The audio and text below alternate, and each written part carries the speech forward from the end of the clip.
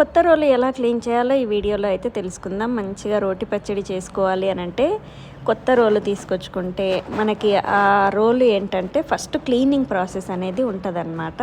ఎందుకంటే మీరు ఇలా క్లీన్ చేయకుండా డైరెక్ట్ మీరు పచ్చడి నూరుకున్నారు, లేదంటే కారం ఏదన్నా ఇంకా ఏదన్నా మిక్స్ చేసుకుందాము అని అంటే దాంట్లో మొత్తము మట్టి మట్టి వస్తుంది.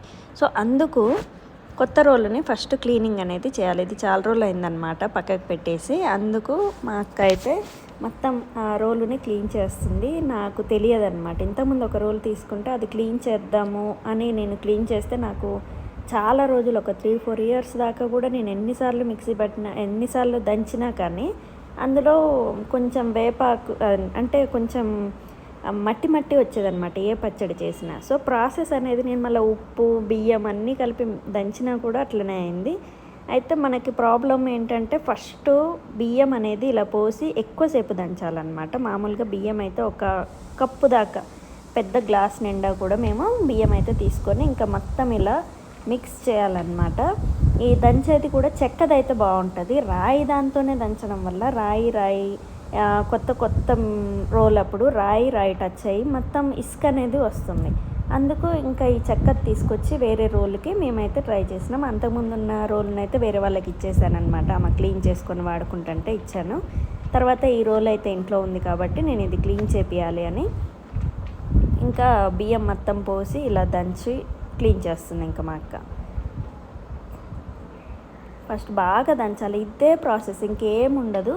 తర్వాత మనం క్లాత్తోనే కొంచెం తుడిచేసి క్లీన్ మళ్ళీ స్క్రబ్బర్ ఉంటుంది కదా, ఆ స్క్రబ్బర్తో బాగా కడిగితే పోతుంది అనమాట. మీరు ఒకవేళ చిన్న రోల్ అయితే మాత్రం అది ఇంకొంచెం మెద అంటే ఎక్కువ మట్టి అనేది వస్తూ ఉంటుంది చిన్న రోలుకి. అది రాయి తీసుకునేటప్పుడు మనము ఆ రాయి ఎలాంటిది అనేది చూసి తీసుకోవాలి.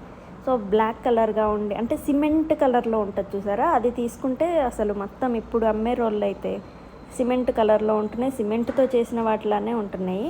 అలాంటివి తీసుకోకండి. కొంచెం రాయి అనేది గట్టిగా ఉందా ఎట్లా ఉంది అనేది చూసి తీసుకోవాలి. కలర్ కూడా కొంచెం బ్లాక్గా ఉంటే మనకి రాయి అనేది గట్టిగా ఉన్న రాయిలాగా ఉంటుంది. సో ఇది మాత్రం చాలా బాగుందన్నమాట రోలు. బియ్యం చూడండి, మేము మిక్సీ చేసి అది మొత్తం బ్లాక్ కలర్కి వచ్చేసినాయి. వీడియోలో అంత కనపడట్లేవు కానీ ఆ దుమ్ముగా అయిపోయినాయి అన్నమాట బియ్యం అన్నీ కూడా దంచి.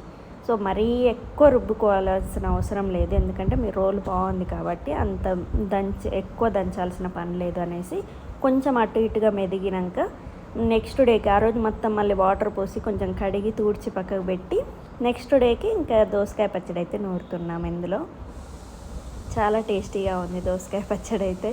రోటి పచ్చళ్ళు నాకు చాలా ఇష్టం అన్నమాట. అందుకు ఈ రోలుని ఇలా క్లీన్ చేయించాను. మీకు ఎవరికైనా ఈ ట్రిక్స్ కావాలి అంటే మాత్రం చూడండి. ఇంకా home tricks and earning ideas అన్నీ కూడా ఈ ఛానల్లో ఇస్తాను కాబట్టి సబ్స్క్రైబ్ చేసుకోండి. So thank you. Please subscribe my channel Meena facts.